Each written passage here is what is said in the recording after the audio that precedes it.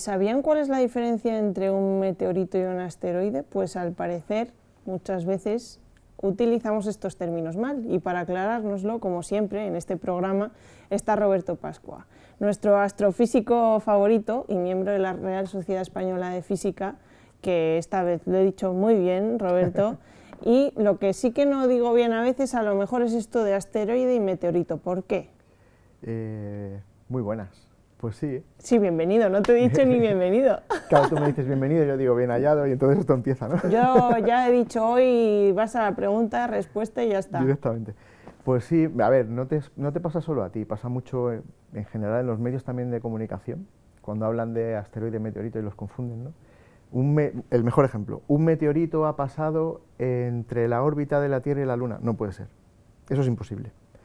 ¿Por qué? Porque el meteorito es el asteroide que choca con la Tierra. Por definición, no puede ¿no? pasar de largo, ¿no? Por definición. Pero bueno, es un pequeño matiz también interesante, ¿no? O sea, que realmente serían lo mismo, pero uno es el que se estrella Claro. contra la Tierra y otro Sí, es el que sí. está por el espacio. Claro, en el fondo, si tú tienes un trozo de roca vagando por el espacio, eso realmente es un asteroide. Si ese trozo de roca entra en la Tierra y choca, pues se convierte en un meteorito. Claro. Fíjate, es curioso, si entra en la Tierra y no choca, porque imagínate que se vaporiza en la atmósfera por rozamiento, o que es muy grande, pues puede pasar, entra en la atmósfera, roza, entonces se convierte en un objeto brillante, lo que se llama un bólido, y no llega a chocar con la Tierra, ¿no? Y sale de largo, pues se puede dar el caso y se da, ¿no?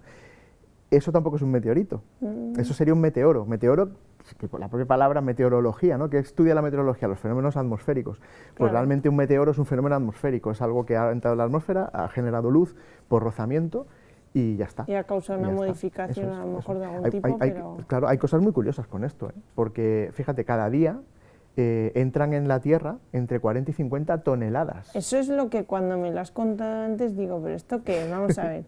40 y 50 toneladas que tenemos volando por el aire y no nos estamos enterando. Son partículas que están por ahí, que la Tierra en su movimiento va capturando y van entrando en la atmósfera de la Tierra.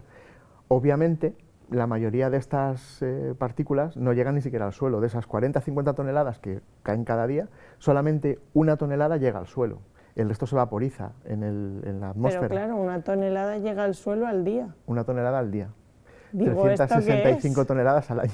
Esto es demasiado, esto es como... No, es muy poquito. A ver, para ser el tamaño de la Tierra es muy poquito realmente, muy poquito, ¿no? claro, efectivamente, la superficie de la Tierra es enorme, ¿no? Pero bueno, es un dato que está ahí, que me resulta interesante, ¿no? ¿Y cuál sería el destino de esas partículas, ¿no? Pues eso ahí va a depender pues, de la masa, de qué están hechos, de la velocidad con la que entran, ¿no? Tú fíjate que si hablamos en masa, ¿no? Hablamos de una partícula que tenga pues la millonésima parte de un gramo, ¿no? O 1 kilogramo, si estás en ese rango, se va a volatilizar en la atmósfera, no va a llegar al suelo. Claro. Y luego del kilo a las 1000 toneladas, pues puede que llegue al suelo, efectivamente. 1000 toneladas casi seguro que llega al suelo. Y ya si pasa de 1000 toneladas, a lo mejor nos destroza el planeta, ¿no? No tanto, pero bueno, depende de... Tú dices, si pasa de 1000, claro, si pasa de 1000 toneladas, pero son 100.000 millones de toneladas, claro, pues sí, claro. Depende de por depende cuánto, de por ¿no? cuánto se pase, ¿no? Otra de las cosas de lo que has dicho antes de los meteoros es que cuando se convierten, o sea, entran como en contacto con la atmósfera, pueden convertirse como en luces, ¿no? Sí. Que es lo que llamamos, no sé cómo explicarlo yo, tú lo explicas mejor. Fugaces, claro. Las estrellas fugaces. Claro. Sí, a ver, esto, lo que yo creo que tú quieres... son meteoros. Sí, claro. Bueno, ni estrellas ni nada, son meteoros. Si llegan al suelo son meteoritos. Exactamente. Si no llegan al suelo son bólidos. Ya, ahí vamos pillando ya en la terminología. Demasiados términos esto aquí. en concreto que tú quieres decir es aquello que te he contado de los cometas, ¿no? O sea, periódicamente, y esto es algo que sale también en los medios, ¿no? En el telediario y tal, te dicen, oye, pues va a ser las gemínidas, sí, también. la lluvia de estrellas, ¿no? Las oriónidas, tal, ¿no? Las perseidas, que son muy famosas en verano, ¿no? Son muy famosas, fíjate, porque son en verano, que es cuando la gente realmente está de vacaciones, tiene tiempo para mirar. Pero las gemínidas, que eso es más octubre-noviembre, son mucho más espectaculares que las perseidas y no tienen ni siquiera la misma fama. Pero claro, también se entiende, ¿no? Son meses de más frío, que la gente no sale a mirar al cielo, salvo que realmente te guste y te hagas ahí esa cosa, ¿no? Como tú, que tú sales yo, seguro. Que salgo cuando me muero de frío, pero estoy saliendo. Pero bueno, a ver, lo que estábamos diciendo de eso es que esas lluvias de estrellas que son periódicas y que tienen fecha, pues el 11 de agosto más o menos las Perseidas, ¿no? ¿Eso por qué es? Pues es porque la Tierra está atravesando la órbita de cometas. Claro. Cometas que tienen sus periodos, que pueden ser, pues mira, Halley, por ejemplo, viene cada 75 años, ¿no? Claro. Hay otros más cortos, cada 6, cada 7 años, cada 10, depende. Y nosotros... Y son partículas de la cola de los cometas, Claro, los ¿no? cometas en el fondo son asteroides, lo puedes llamar así, Claro. son asteroides, pero ¿qué ocurre? Que buena parte del material del que están hechos es hielo. Hielo que no tiene por qué ser de agua. Hay agua, evidentemente, pero puede ser hielo de metano, hielo de dióxido de carbono, hielo de sustancias. Entonces, cuando se va acercando al Sol, dependiendo de la distancia, esos materiales que tienen un punto de ebullición, ¿no? Pasan de sólido a líquido y de líquido a gas, pues dependiendo del calor, ¿no? Pues cuando se van acercando, ¿qué ocurre? Que se van evaporando y van haciendo esa especie de cola.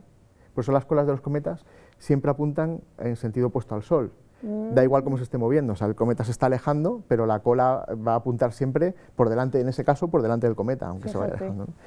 Esas particulillas que quedan ahí, que algunos pueden ser trozos un poco más grandes, porque si el pasar, la sublimación, ¿no? Si el pasar de sólido a gas se hace de manera abrupta, de repente, puede arrancar trozos de roca, ¿no? Eso queda en la órbita, y cuando la Tierra pasa, lo atraviesa, y esas partículas entran en la atmósfera y forman, pues eso que se llama La lluvia de estrellas, que se llama así por eso, porque antiguamente pues se veían las estrellas como si salieran corriendo, ¿no? Y no se sabía realmente lo que era. Te decía, no es hasta el año 1803 cuando Jean-Baptiste Biot, el físico y astrónomo francés, descubre que son cosas que vienen del espacio, ¿no?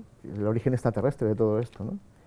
Y hay que decir que, bueno, en algún momento hemos hablado de uno de esos meteoritos que se han encontrado en la Tierra, porque en la Antártida es donde mejor se han conservado de siempre, ¿no? Claro, porque los ves mejor, los encuentras mejor, porque la Antártida es una mancha blanca y el meteorito es un pegote negro que está ahí. Entonces, desde el año 1969, que se empezó a ir a la Antártida con mucha más asiduidad y empezaron a verse, hay expediciones que van a recogerlos, porque es muy importante estudiarlos, ¿no? y saber de qué están hechos. Tú fíjate que los meteoritos pueden ser, la mayoría, férreos, pétreos, petroférreos, ¿no? Depende de si están hechos de hierro, níquel, claro, son diferentes. de piedra, de roca, vamos. Estos son los tres tipos principales, ¿no? Así grosso modo que hay, ¿no? Que son, lo decía, férreos, pétreos y petroférreos. Los que más detectamos son los que menos deberíamos ver, que son los pétreos, porque evidentemente uno de hierro, la atmósfera le hará menos daño que a uno que sea de roca. Claro, porque el material es mucho más resistente, ¿no? Claro, sin embargo, los que vemos en el suelo, son los que han llegado al suelo, los que son meteoritos realmente, hay 20 veces más pétreos que del resto. Y eso lo que te dice es que realmente hay muchísimos, en el espacio, ¿no? Hay muchísimos más pétreos que de otra cosa. Claro. Porque claro, los pétreos es más fácil que no lleguen al suelo, ¿no? Porque por su su propia naturaleza se deshacen, ¿no? Claro, y es muy importante saber eso, de qué están hechos, cuál es su elasticidad, cómo se pueden comportar al entrar en la atmósfera. No solo por eso, sino también por ver qué hacemos con ellos, ¿no? Claro, tenemos sistemas que están mirando si hay o no hay meteoritos que puedan ser peligrosos, ¿no? Pues, por aquel miedo a que haya un apocalipsis meteorítico, no sé, estoy inventando ya palabras. Meteorítico. Pero tú dices una frase muy interesante para este capítulo, porque quien no lo sepa, Roberto siempre pasa un texto, ya que yo no tengo ni idea de estas cosas, para que yo estudie antes de estos programas, exacto. Y dices que hay una sutil diferencia, pero que puede significar la diferencia entre la vida y la muerte de todo ser habitante de nuestro planeta. O sea, claro, que hay que tener mucho cuidado y estudiar muy bien todo esto de los meteoritos y los asteroides. Claro, ¿no? Es que esa frase viene por cuál es la diferencia entre asteroide y meteorito. Claro. La sutil diferencia es, lo importante de esta vida es que los casi no importan. Entonces, casi se choca con nosotros, casi, no pasa nada. Ahora, si se choca, uno grande, sí que lo uno de 10 kilómetros, acabó con los dinosaurios hace 65 millones de años, ¿no? O sea, imagínate. Y de esos son los que tratamos de estudiar, ¿no? Fijaos que hay un estudio que hizo un español, Carlos Moyano Campero, publicó en el Astrophysical Journal, o sea, que fue un estudio bastante serio, acerca del meteorito de Chelyabinsk, de la localidad esta rusa, que cayó en febrero de 2013, que muchos telespectadores se acordarán porque fue muy famoso, ¿no? Que si era grande y que, yo qué sé, rompió cristales, la onda expansiva, claro, al caer en una ciudad, ¿no? Incluso hay imágenes, que si nuestros telespectadores pueden buscarlas, sabéis que los rusos circulan con cámaras, la mayoría, ¿no?, en los coches, por los temas de seguros y los accidentes que tienen y demás, ¿no? Hay imágenes del meteorito grabadas, realmente, ¿no? Claro, por las cámaras de los coches. De los coches. Claro, tú imagínate ir conduciendo y de repente ver venir de frente una especie de bola de luz enorme que se tira un buen rato ahí hasta que explota, ¿no? Este, de hecho, explotó a 20 kilómetros del suelo. Y con una potencia de unos 500 kilotones. Y produjo incluso heridos, claro, ¿no? Y destrozos. 1.500 heridos por la onda expansiva, ¿no? Que al final la onda expansiva rompió cristales, bueno, y algún cacho grande, o sea, ha recogido un trozo de 650 kilos, que o sea, es casi medio coche, realmente. Sí, sí, vamos. Eso te cae en una casa y te lo destroza, bueno, en el coche ni te cuento, pero te cae en un bloque de edificios y te hace un agujero bastante serio, ¿no? No, claro. Sobre todo por la velocidad a la que debe ir también. Sí, claro. Este en concreto entró a 68.000 kilómetros por hora, que no está nada mal. Claro, también ahí fíjate, qué velocidad lleve depende también de cómo entra. Si entra de frente a nosotros, ten en cuenta que la Tierra se está moviendo en su órbita a 30 kilómetros por segundo. Si nos lo encontramos de frente, tienes que sumar la velocidad a la que viene el bicho con la que lleva la propia Tierra, ¿no? Claro, con el giro de la Tierra. No, la de avance hacia el Sol. Ah, bueno, son 30 kilómetros por segundo. Porque es la velocidad no sobre su eje, sino la que hace... En la que va hacia adelante, ¿no? Claro, si tú lo coges por detrás o él te da por detrás, es diferente, ¿no? Pero chocando de frente, pues imagínate, ¿no? Y por eso están con todos estos estudios para ver cómo podemos prevenir si puede aparecer de repente un meteorito que vaya a chocar contra la Tierra. ¿Qué hacemos? Si vemos un meteorito y decimos, oye, mira, hemos visto este que mide 10 kilómetros y viene directo, pero sabemos que es, yo qué sé, de hierro, por la composición que estamos viendo, ¿no? Claro, ahí ya te puedes a rezar, ¿no?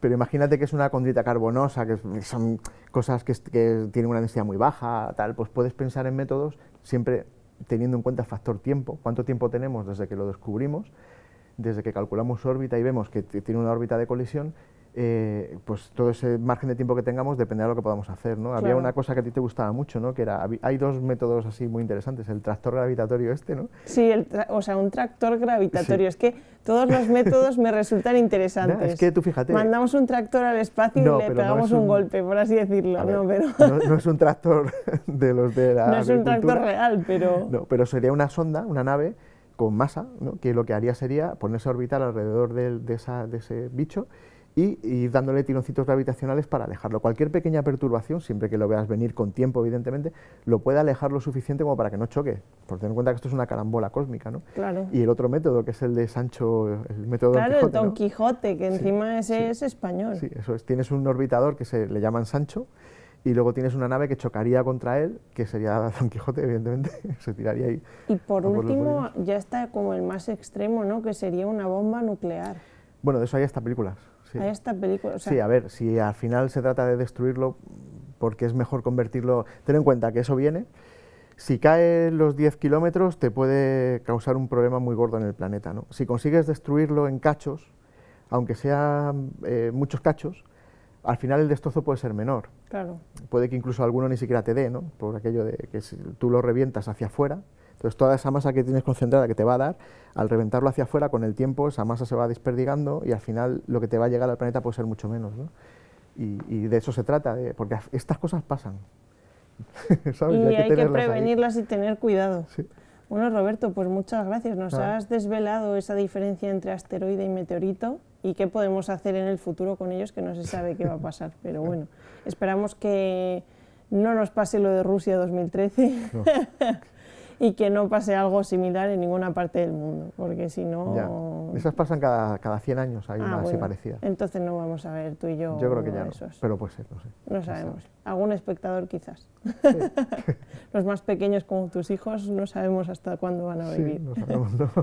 Bueno, Roberto, nos vemos en próximas ediciones. Muchas gracias por acompañarme. De nada. Y muchas gracias a todos ustedes por ver Planeta de Pascua. Ya saben, lo pueden ver aquí en Déjate Historias Televisión y si no, en nuestra página web o en nuestro canal de YouTube encontrarán todos los programas.